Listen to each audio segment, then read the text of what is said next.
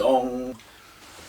This month, extinct otters reappear. The UK government is dumping our recycling overseas, and Shell loses a massive court battle against climate organisations. Stay tuned for more.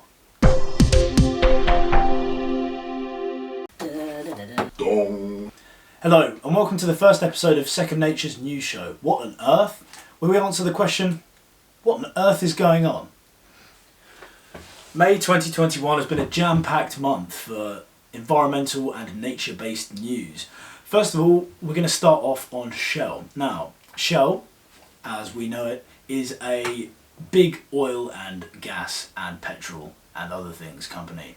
And recently, in a Dutch court, climate activists have beaten them into submission, and now they have to cut their emissions by 45% by 2030 instead of 20%, which they'd originally planned to. Now, this is big news for the environment and hopefully a sign of things to come.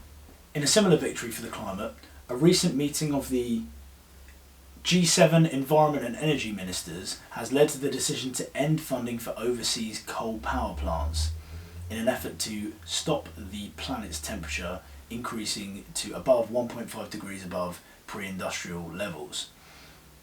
A recent Greenpeace report has stated that the UK government illegally dumped and burned 40% of our recycled plastic waste overseas last year, which amounts to 210,000 tonnes. In response to this, the UK government said that they are a global leader in tackling plastic pollution. If that's true, I dread to think what all the other countries are doing. Waste from UK supermarkets has been found at over 10 sites in Turkey and has been found to be illegally burned and dumped in waterways, which is terrible when you consider the individual effort that many of us go to recycle all of our waste. Malaysia and Poland also received plastic exports from the UK last year. Another uplifting report from the Minderoo Foundation this time states that 20 companies produce 55% of the world's plastic waste. ExxonMobil tops this list at 5.9% of the world's plastic waste. I think this really highlights where the problem lies. Anyone that went outside in England or Wales last week would have noticed that it was particularly gusty. So gusty, in fact, that at one point on the morning of Friday the 21st of May, 62.5% of the UK's power was coming from wind energy, which is fantastic. And again, hopefully a sign of things to come. Unfortunately, with climate change, there's going to be more extreme weather, but maybe that will allow us to get our energy more sustainably. That would be good, wouldn't it? Do you want some lettuce? Got lettuce stuck in my teeth. Another nugget of news on the brighter side this month is that 17% of the world's terrestrial landmass is now protected, which marks the success in achieving the 11th HE biodiversity target. Now, these were 20 targets set out in Japan by the world in the hope that they would be achieved by 2020. It's now 2021 and 1 out of 20 of these targets has been reached. The effort on a global scale to reach these targets has quite frankly been.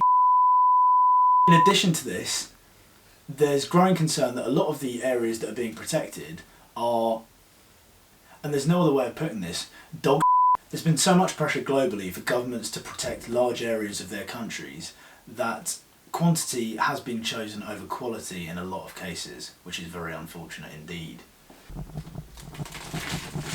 Plans to put in a wildlife overpass on the Freeway 101 in California have received a boost in the form of a $25 million conservation grant.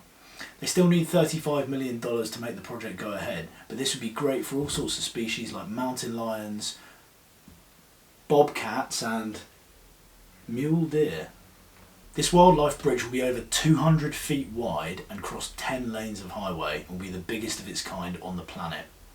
Similar projects are planned a little bit closer to home on the A30 in Cornwall, where they plan 33 multi-species crossing points, which include those for otters, which is pretty cool. The UK's Environment Secretary has announced proposals for legally binding targets on nature by 2030 in the UK, which is great news. These include things like the banning on selling peat, the restoration of peatlands, and the Prime Minister has even promised that 30% of the land and the sea of the UK will be protected by 2030. there's anything we've learnt from the last couple of years, it's to take any promises he makes with a massive pinch of salt. If his wives can't trust him, then maybe we shouldn't either. There are rumours that these targets could spark the reintroduction of species like golden eagles and wildcats into England, which would be fantastic, and hopefully that does happen. There have been confirmed reports that the white-tailed sea eagle will be reintroduced into Norfolk. This bird is absolutely gigantic. They have a wingspan of up to 2.4 metres, and they're going to be reintroduced into Wild Ken Hill, which is in West Norfolk. Hopefully their populations are going to link up with populations in Scotland and Scandinavia. We'll see how that goes.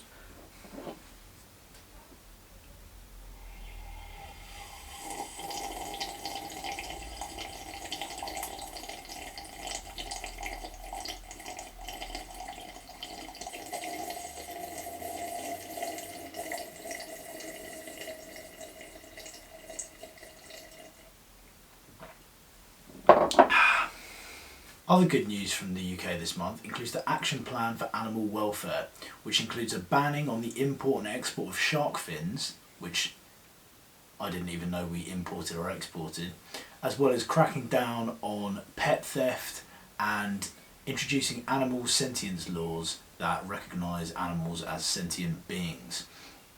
This also includes tighter restrictions on sales of objects including ivory and a potential ban on foie grass.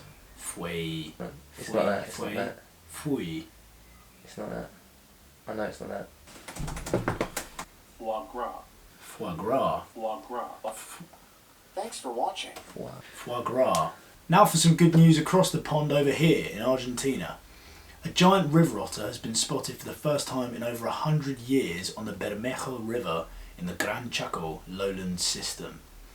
This is part of Argentina's impenetrable national park, and there's been plans for reintroducing the giant river otter here for a couple of years now. The nearest known population is 1,000 kilometres away, so it's unknown whether otters have somehow reached here through habitat connectivity or there's been a remnant population that's lived there undetected. These otters are huge, they can get up to 30 kilograms and up to 1.8 metres long. Yeah, they're fantastic. Other news from across the pond over here in America that people might not be so keen on is the brood X cicadas that have emerged after 17 years in hibernation underground. So these are some of the most long-lived insects on the planet, spending most of their adult lives underground and emerging in cycles of 17 years to breed. Up to 1.5 million cicadas have emerged per acre of land, which means there are tens of billions of cicadas that have emerged in and across America. And finally, the miscellaneous section of the show, where we give you a random piece of news from somewhere on the planet. A Texas man is suing Gwyneth Paltrow's company Goop for £3.5 million, claiming that her vagina-scented candle exploded on his bedside table. I'm actually lost for words, I don't know what to say about that. This man claims he filled his room with vagina-scented fumes for 3 hours before the candle exploded into a ball of flames. The company are dismissing his claims as ridiculous. Thank you so much for watching. Make sure you like, comment, subscribe, hit the bell for more. All the links to all of the news articles will be in the description if you guys want to have a little gander at them. See you next month.